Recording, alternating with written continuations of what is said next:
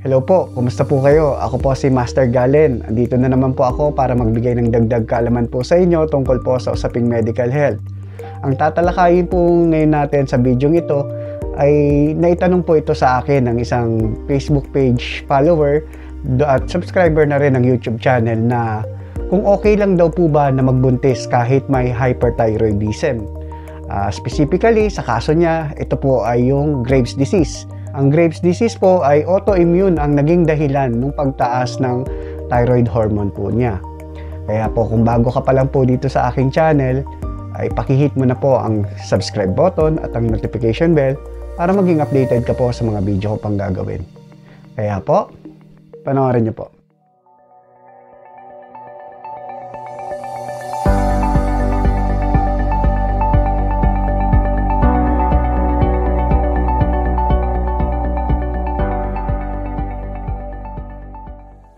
So yun na nga po, ang tanong po niya ay okay lang po ba na magbuntis kahit may hyperthyroidism, specifically yung Graves' disease, kung safe lang ba daw? Mas maganda po niyan kung ang tanong ay kung magbubuntis ka ba talaga pag ikaw ay may problema sa thyroid hormone. Kasi po, alam naman po natin, nabanggit ko po dun sa nauna kong video dun sa hyperthyroidism and hypothyroidism, saka dun sa goiter, may issue po sa fertility. So, pwede nyo pong panoorin, andyan po yung link sa baba sa may description. Click nyo lang po yan para mapanood nyo po yung video yon, para mas maunawaan nyo po yung pagtatalakay natin ngayon po dito. So, dun pa lang po sa abnormality ng production mo ng thyroid hormone, ay napakahirap ng magbuntis. Ngunit, syempre, posible pa rin na mabuntis, no? So, kung mabubuntis ka man sakasakali, ay ito ba ay safe? Ito ba ay okay lang? Safe ba sa baby? Safe ba sa mother? Well, may risk. Pero, may mga kaso naman po talaga kasi na wala naman nagiging problema. Walang problema sa baby, wala rin problema ang nangyayari sa mother. Ang importante lang po kasi dito ay talagang matreat o manormalize po natin yung thyroid hormone po natin. Sa bidyong ito, hindi ko lang tatalakayin yung tungkol dun sa tanong niya. Pagsasama-samahin na po natin, ano ba ang kahalagahan ng thyroid hormone pag tayo ay nagbubuntis? At ano ba ang mga dapat nating malaman pag tayo po ay may hypothyroidism at tayo ay nagbuntis? At kung tayo naman ay may hyperthyroidism pag tayo po ay nagbuntis. So, tatalakayin na po natin yan lahat-lahat. Ngunit pahapyaw ko lang pong tatalakayin sa inyo para hindi po kayo masyadong malito o maguluhan. Kasi pagdating po sa usaping ito na part ng endocrinology, itong thyroid hormone, maaari po talaga kayong maguluhan. Dito po sa part na to na pagdating po talaga sa pagbubuntis at kung ikaw ay may problema sa thyroid hormone, very challenging po to talaga sa isang OB-GYN at sa endocrinologist. Ano ba ang kahalagahan talaga ng thyroid hormone na to pag tayo po ay nagbubuntis?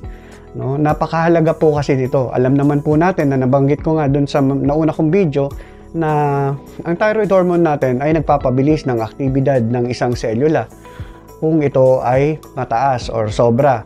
Pag mababa naman po, ito po ay nagpapabagal ng aktibidad ng isang selula.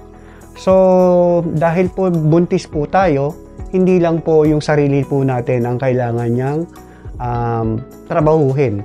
So, meron pa pong isang na buhay na kailangan niyang trabahuhin din. Ayun po yung batang nasa loob ng sinapupunan, yung fetus. Kailangan po tumaas po yung thyroid hormone po natin, yung T3, T4. Kasi po dalawa na nga po tayo, no? Yung baby saka tayong mother. So, dito po kasi kailangan po natin ng mataas na demand ng oxygen. So, dahil mataas ang konsumo ng ating oxygen, kasi hindi lang tayo, pati yung baby na, di ba? So, dalawa na ang magkukonsumo. Dati, ikaw lang. Ngayon, dalawa na kayo, di dalawa na. Tapos, yung basal metabolic rate, dapat po yun tumaas, no? Kasi kailangan ng mabilis na proseso or ng metabolismo dahil kakailanganin din yun ng ating baby or yung fetus na nandun sa sinapupunan para sa kanyang development. Normally, pag tayo ay nagbubuntis, kailangan po talaga magkaroon tayo ng mataas na thyroid hormone. Ito po, kaya makikita nyo po, nagkakaroon dito yung tinatawag na subclinical hyperthyroidism. Ayan po ay yung normal naman yung TSH, yung thyroid stimulating hormone. Yung function po niyan, kung ano ba talaga yan, malalaman nyo po yan pag pinanood nyo po yung video na dun sa una kong vlog. Hindi ko na po tatalakayin dito at lalong hahaba po ang ating talakayan. So, normal po ang TSH, pero yung total T4 o T3 ay mataas po. Dahil nga po, kailangan po natin yon. Yung total po yun po yung nakabound na sa protein o yung TBG or yung thyroid binding globulin. So, dito masasagot ko na rin po yung yung dating mga naitanong sa akin na ano ba daw pagkakaiba ng pre-T3, pre-T4 saka yung yung T4 lang saka yung T3.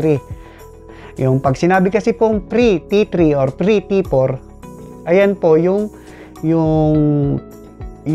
thyroid hormone na available, no? Pero wala pa dun sa sirkulasyon, no? Kumbaga hindi pa siya nagbabind dun sa tinatawag na TBG or yung thyroid binding globulin. Isa po yung protina na nangsisilbing sasakyan, no? Para mai-transport po or maihatid doon sa mga nangangailangan na pabilisin yung aktibidad ng isang selula.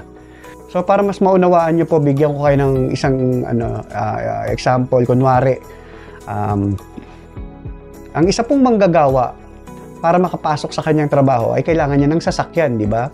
So kailangan niya ng masasakyan para makapag-perform siya ng trabaho niya. So yung sumakay po na yun po yung tinatawag ng total T3 or T4. Kasi po, ipe-perform niya na yung trabaho niya kasi pupunta na siya dun sa trabaho niya. So, yung mga hindi nakasakay, yun po yung tinatawag na pre-T3 saka pre-T4. Yung mga hindi nakasakay, hindi nila magagawa muna yung trabaho nila kasi hindi pa sila makakapunta dun sa pagtatrabaho nila dahil wala silang masasakyan. So, yun po ang pagkakaiba nun, no? Para mas madaling yung maunawaan. So, it's a metaphor, no? Paano ba tumataas yung thyroid hormones natin pag tayo nagbubuntis? Alam nyo ba kasi na yung placenta rin mismo ay nagre-release po yun ng tinatawag na human chorionic gonadotropin, yung HCG. So, yung HCG na yan, meron po yan type ng alpha sa beta. So, hindi ko na pa masyadong ididetalyado sa inyo. Ang kailangan po natin doon, ang gumagana po doon yung beta. Kasi po, yun ang nagsisilbing parang TSH. Yun yung parang nag-i-stimulate doon sa ating thyroid gland para mag-release siya ng maraming thyroid hormone o yung total T3 or T4 nga. So, yung ganun po na kaso na mataas yung total T3, T4 pero normal naman yung TSH, usually hindi naman yan nangangailangan ng gamutan, no? Kasi pansamantala lang naman po yan, no? Hindi po yan talagang magtatagal. Kasi po kailangan lang damihan, no? Nangyayari po yan during the first trimester ng pagbubuntis. Kasi nandun po yung pinaka-critical na panahon kung saan po talaga nag-uumpisang nagde-develop yung bata o yung fetus, no? Lalo na po yung brain. So, yung mga organs po niya kailangan ma-develop na. So, dun po, no? Pero pagdating naman ng second trimester, third trimester, yung total T3, T4, kung wala ka naman talagang problema sa thyroid gland or wala kang hyperthyroidism, babalik naman din po yan sa normal. So, wag po kayo mag-alala, no? Yun po ang dahilan kung bakit tumataas yung po natin, thyroid hormones po natin pag tayo ay buntis. So, talakayin naman po natin dito tungkol sa hypothyroidism.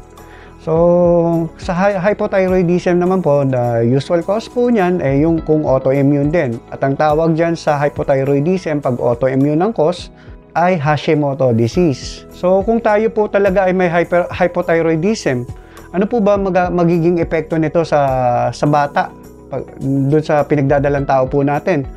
So, maaari po tayong maaari pong bumagal yung development ng bata. So, maaari ka rin magkaroon ng stillbirth. Tapos, sa mother naman, maaaring magkaroon ng preeclampsia. So, yan po yung mga sample na maaaring mangyari pag meron po tayo hypothyroidism. So, paano ngayon minamanage yan, yung problemang yan, pag tayo ay buntis?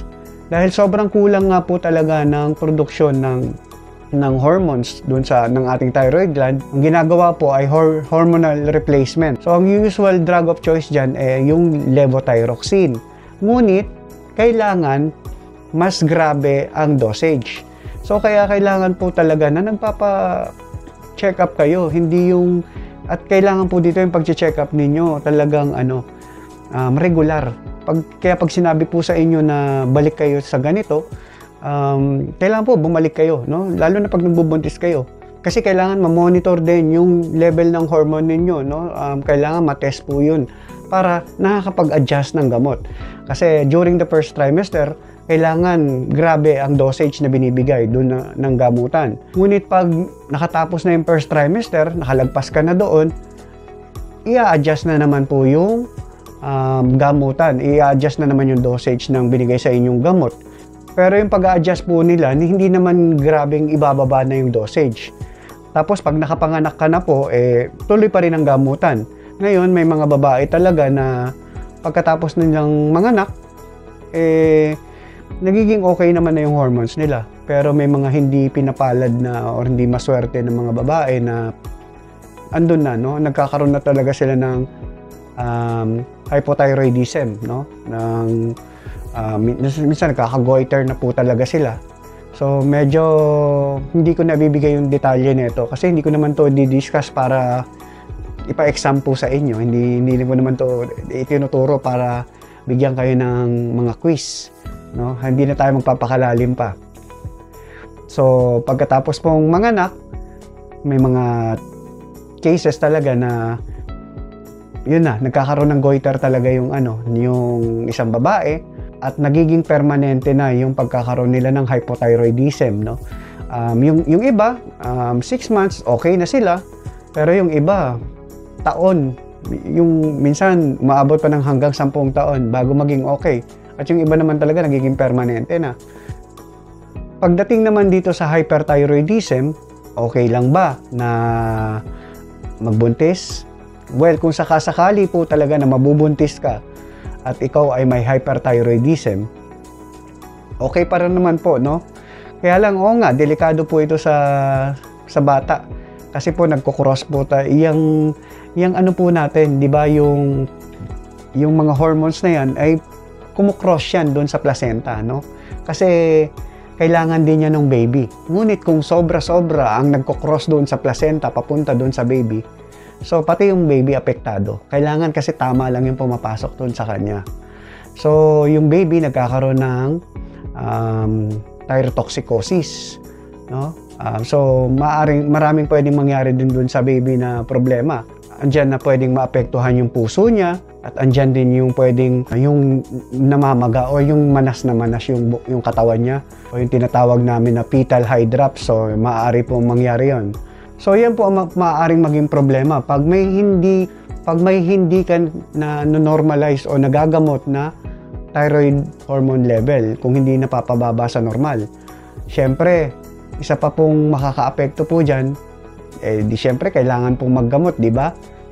So, kailangan magreseta para sa pampababa ng thyroid hormone. So, andyan na naman po, lalabas yung mga gamot na maaari din makaapekto doon sa bata. So, parang ang gulo na, di ba? Pag nagbuntis ka na may hyperthyroidism ka, delikado. Pag naggamot ka na para sa hyperthyroidism mo, delikado rin sa bata. So, dapat ba hindi nagamutin dahil delikado rin yung gamot? Hindi naman po ang sagot dyan. Kasi po, yung mga gamot na yan, less lang naman po ang risk niyan. Hindi kagaya ng kung talagang may hyperthyroidism ka na hindi magagamot, na hindi maibabalanse, mas grabe ang risk na maaaring maidulot po nun. So may mga gamot naman po talaga na safe naman kahit nagbubuntis po, no? Example po dyan, during the first trimester ng pagbubuntis, ang usual na nire-reseta dyan ay yung PTU. Kasi po, yung gamot na yan, mas safe po yan sa bata, no? Hindi po masyado makakaapekto yan dun sa panahon kung saan nandun yung talagang grabe ang pagde-develop nung fetus po natin. So, hindi po yan basta-basta makaka-apekto yung gamot na yan. Kaya lang, pag prolong ang usage po ng gamot na yan, maaari naman maka-apekto doon sa mother, no? Sa liver niya. Maaari magka-problema siya ng hepatotoxicity na tinatawag namin. So, kailangan, pag nakatapos na ng first trimester, mapalitan na yung gamot. So, ang drug of choice naman dyan na usually inaano ay yung methimazole. Kasi mas less po yun na nakaka-apekto sa liver ng nanay. So, bakit hindi na lang methimazole na safe naman pala sa atay ng nanay? Hindi na lang yun ang gamitin din sa first trimester, no? Hanggang sa magtapos ng pagdadalang tao. Hindi po pwede kasi yung methimazole teratogenic, no? Pag sinabing teratogenic, meron siyang mga agents dun sa gamot na nakakaapekto sa pagdevelop ng bata. So, andyan yung lumalabas na fetal cutis congenita. Yung ganyan po, no? Hindi masyadong nagde-develop yung mga part ng skin. Ayan po, nasa illustration po ang itsura. Ganyan po yung tinatawag na fetal cutis congenita. So, yan po mga maaaring mangyari. So, hindi talaga yan ibibigay during the first trimester. Ngayon, kung hindi ka buntis, okay lang na yan ang gamitin mo. Kaya lang, buntis ka nga po, so yung gamot na yan, teratogenic nga, makakasira po sa baby. So, ganyan po yun. Ngunit pagkapanganak mo naman po, no, halimbawa, nanganak ka na. So, ayun na, nanganak ka na. Halimbawa, magpapasuso po kayo sa breast. So, ano na ang drug of choice naman dyan? So, methimazole pa rin ba? Hindi po. Mas maganda na po, balik po tayo sa PTU. Kasi kung methimazole pa rin po ang gagamitin natin, pag tayo ay nagpapasuso, masyadong concentrated po yun doon sa gatas, no? Masyadong nagko-concentrate po yun, nakaka-apekto po yun doon sa sa milk ng nanay. So, balik na naman po doon sa PTU. Ayun ay kung okay lang ang iyong liver, no? Halimbawa, nagpa-liver function test ka, na okay naman, safe naman. So, dukat po sa PTU.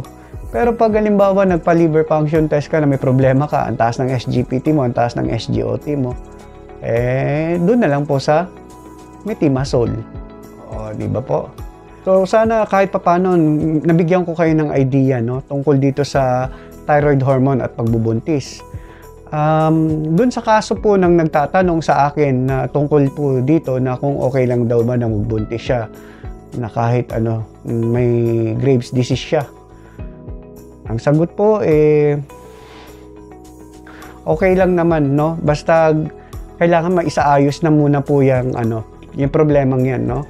Tatlong po kasi yan, no? Tatlo pong pamamaraan ng gamutan po diyan.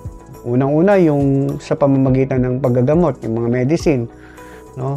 Tapos sumunod naman po diyan yung RAI or yung radioactive iodine. Tapos kung ano-ano pa ay yung surgery o yung thyroidectomy.